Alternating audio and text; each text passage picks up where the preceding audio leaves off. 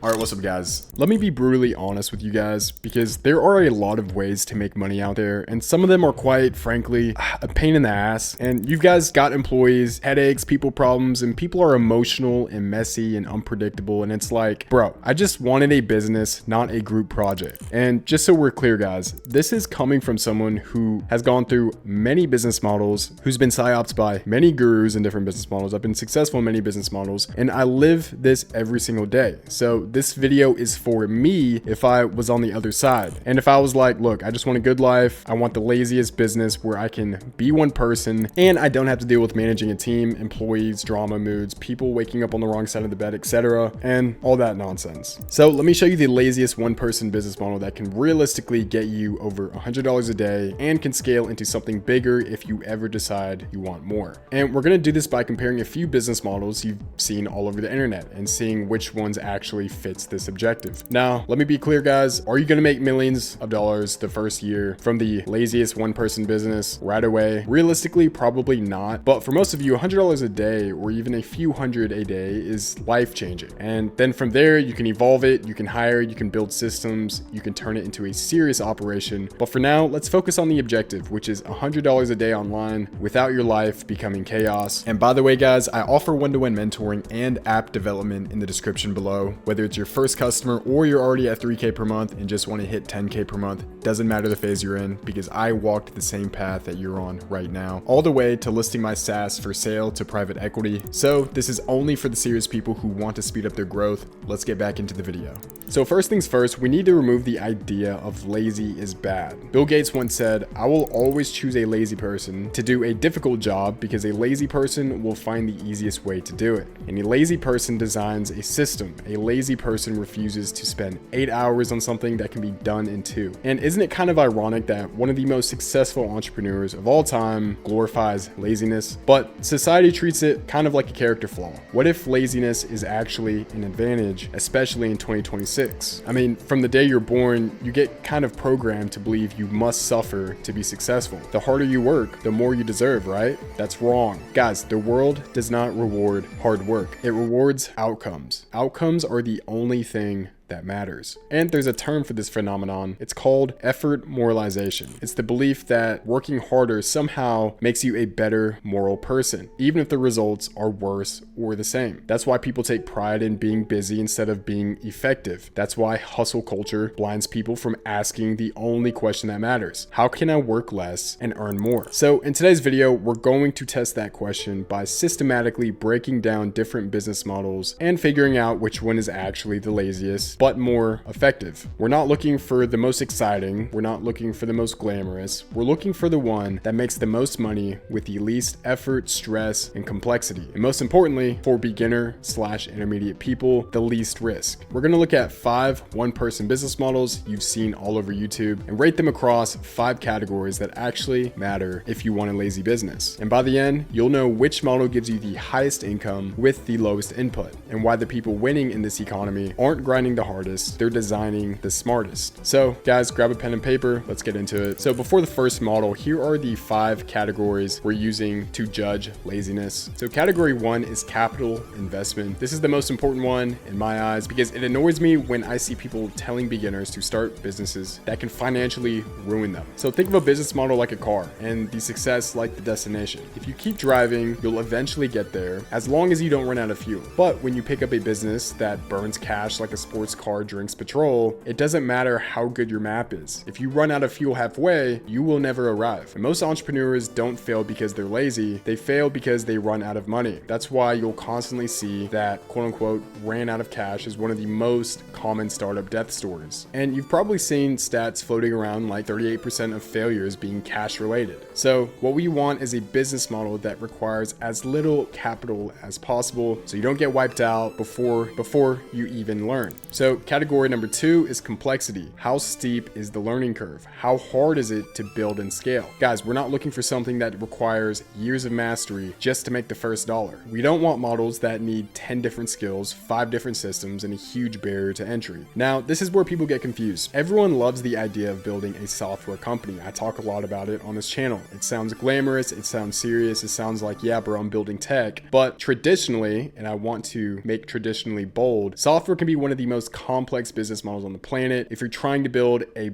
giant product with a massive team. Now, in 2026, we flip that upside down with AI because the key phrase is traditionally. Guys, this upcoming year, there's a version of software that doesn't look like that anymore, and we'll get into it in a little bit. So category 3 is time to profit, which is how quickly can you reasonably expect to make money. And I want to be clear, guys, there is no such thing as get rich quick, but there is get rich quicker, meaning models where you can realistically see returns in months instead of years. Technically, the laziest way to make money is to invest in the S&P 500, but the problem is you need money for that to matter, and it takes time. So if you invest $2,000 and the market goes up 20%, congrats, you now have $2,400. That's not life-changing. So for our goal, the laziest models are the ones that pay early, because the first dollar isn't even about money. It's proof. Proof it works, and proof you can do it, and proof you should keep going. Fast feedback loops keep motivation high. So category number 4 is ongoing management. This is the true indicator of whether something is actually lazy. If your business model requires you 24/7, you basically built yourself a job. If you're constantly replying to customers, fixing problems, chasing payments, managing people, putting out fires, you don't own the business owns you. And category 5 is income consistency. If you make $10,000 one month and $0 the next, that's not freedom. That's stress with no security. You can't plan, you can't relax, you're always in survival mode. And a lazy business is predictably profitable. All right, guys, so after I just ranked the 5 categories, let's start ranking the model. So model number 1 is Forex trading. Guys, I wouldn't even call this a real business, but if you've looked at making money online, you've definitely been pitched to it. Traders bet on price movements, and you buy if you think it'll rise, sell if you think it'll fall. And if you're right, you actually make money. But the problem is, if you're wrong, you lose a lot of money. And it sounds simple. Capital investment looks low because you can open an account with a few $100, but that's the trap. Small accounts disappear fast. To make $100 a day, you guys need real capital, or you'll just take insane risks and blow up. Most people don't realize that volatility doesn't care about your goals. One wrong move and you're wiped. And the complexity, from the outside it looks like the charts are going up and also the charts go down, but behind the scenes it's a war zone. You have indicators, economic data, risk management, psychology, and you're not trading against amateurs either. You're trading against institutions and algorithms with better data and faster execution. You've probably seen stats like most retail traders lose and tiny percentages make meaningful income. And whether it's 70% or 80%, depending on the broker and study, the point is still the same. The learning curve is brutal. The time to profit is deceptive because yes, you can be profitable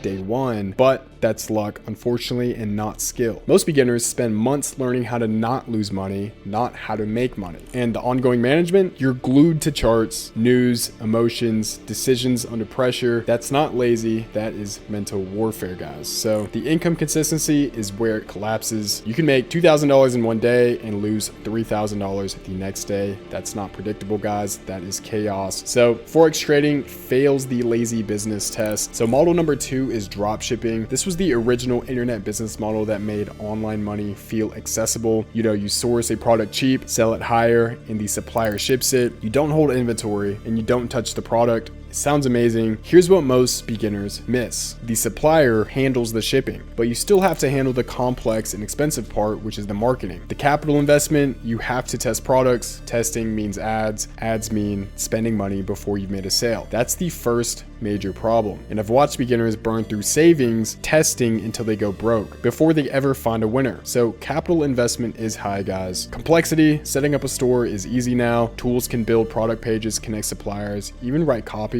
But once you're live, the complexity spikes. If you don't master ads, you bleed cash. If suppliers mess up shipping times or quality, refunds pile up, and the competition is insane now. So the easy days are gone, guys. So the time to profit, a lot of the screenshots you guys see online, most of that is towards revenue, not profit, which is after suppliers, shipping, chargebacks, ad spend. So the profit is a fraction. Guys, I've run physical product brands. I've seen other companies in this space do 5, 6, 7 figures and still lose money. So to sum it up, guys, it's a hamster wheel. You have ongoing management, customer complaints, refund requests, ad performance swings, suppliers, platform bans. And if your ad account gets banned, your income disappears overnight. The people who succeed end up automating and hiring teams, which means it stops being a one-person business pretty quick. So with the income consistency, if you build a real brand, it can stabilize, but traditional dropshipping is trend driven. Fidget spinners were printing money years ago, but do you see them now? You don't. So you're constantly hunting the next trend, which keeps you in survival mode. So dropshipping can work, but it's not lazy and it's definitely not low stress. So model number 3 is real estate, guys. This is the oldest wealth building model in history. You buy property, make money through cash flow, which is rent, and the value increases through appreciation. So it's simple on paper, but the capital investment is the obvious roadblock. It's one of the most expensive assets people ever buy. Loans exist, but banks do due diligence, which is them checking your income, credit, debt ratios, down payments. Then you've got closing costs, taxes, fees, maintenance, hidden costs everywhere. So purchasing is complex due to the financing, legal, and valuations. And after purchase, you still have repairs, tenants, leases, and issues. And it's also pretty complex to scale the portfolio. So the time to profit is brutal. It's a long-term game. Even if you rent, a lot goes into the mortgages, repairs, and management. If your goal is fast cash flow, real estate is one of the slowest vehicles. And before you call me a hater, I've invested into real estate previously. I talk about it on this channel. I bought a property in Gatlinburg, but the difference is back then I had people managing it. I didn't run it as my main income engine, and I tried to keep things tight, and even then things still slipped. So real estate is great, guys, but it's not a lazy way to make money. It's still a headache. Something comes up every single month, and it's a way to invest money, not as a machine to spit money out. So if you don't have serious capital, guys, you should focus more on generating money before you worry about investing it. Now, obviously short-term rentals can pay more, but it becomes more of a logistics business with bookings, cleanings, communications issues. So model number 4 is YouTube automation. I hear a lot about the faceless channels, multiple niches, and the goal is to try to rack up views and get paid through AdSense. And you've seen channels like Sunny V2, millions of subscribers, millions of views, making serious money, and credit where it's due. It's well executed, but starting it is free, but getting millions of views is not. If you want real AdSense money, guys, quality matters. You need writers, editors, voiceovers, thumbnails, research. You're investing money into content that might not return anything. And from my experience, YouTube is a slow burn, months, years, testing, iteration, and even with consistency, there's luck still involved. So with the complexity, there's an art to thumbnails, there's an art to retention, topics, pacing, scripting. Then you add team management on top and it becomes a media company. And the time to profit between upfront spend and slow growth, it can take a long time to break even. To make $100 a day on AdSense, you need massive consistent views, guys. So the automation part fails because YouTube rewards consistency. If you stop uploading, the channel slows and the income follows. So income consistency can grow steadily once you have momentum, but there are dips and spikes. It can be great, just don't call it lazy, guys. Now, if you've been paying attention, none of these models are truly lazy. They all get sold as easy money, but below the surface, they demand too much money, time, expertise, or mental bandwidth. And I already knew that because I've been in the online business game for over a decade. I've watched models come and go. I've tested most of them and I know what they really take. So here's the punchline, guys. There is a business model that is insanely profitable, but until recently, most people couldn't treat it like a one-person, low-stress operation. And that business model is SaaS, software as a service. Now, I know what you're thinking. Wait, didn't you just say software is complicated? Yes, traditional software companies are complicated. And building the next big app, raising money, hiring engineering, that is complex, but there's a version of SaaS in 2026 that's completely different. That is called micro SaaS, small software that solves one painful problem for one specific group, built with AI assisted development, which is simple tools and smart distribution. And this, my friend, is the laziest one-person business model when you do it the right way. So let me prove it using the same 5 categories. First, what is SaaS really in this context? It's not build the next Spotify. It's not create a massive platform. It's find a specific pain that people already pay to solve and give them a simpler, faster, cheaper tool, then charge a subscription. And the reason SaaS is so powerful, guys, is pretty simple. You build it once and sell it infinitely and repeatedly. You're not waking up every day starting from zero. You're stacking subscriptions. And yes, SaaS can start as a one-person business model. In fact, the best SaaS opportunities for beginners aren't huge markets. They're boring niches where people already spend money because the pain is annoying. You guys need to think scheduling headaches, reporting, invoicing, compliance checklists, onboarding, lead tracking, the unsexy problems. I mean, heck, there's a 17-year-old who made millions of dollars from an AI calorie tracker. So category 1 is the capital investment. This is where SaaS destroys most models. No inventory, no shipping, no tariffs, no warehouses. You're not fronting money to test physical products, and you don't need ads to start. You can start with direct outreach, niche communities, partnerships, SEO, marketplaces, distribution that costs time, not cash. So what do you need? You need a laptop, internet, and a few basic tools. And if you're smart, you build the smallest version that solves the problem. So you don't burn months building features nobody asked for. So capital investment is low compared to almost everything we talked about. Category 2 is complexity. This is the one everyone gets wrong. They think with SaaS, you have to be a genius engineer. Not in 2026, guys. The game is about picking a tight problem, building a tight solution, and shipping fast. AI has erased a lot of the heavy lifting. You can prototype, build MVPs, generate design, write copy, set up onboarding without needing a full team on day one. Now, I'm not going to lie to you and pretend it's push button. There's still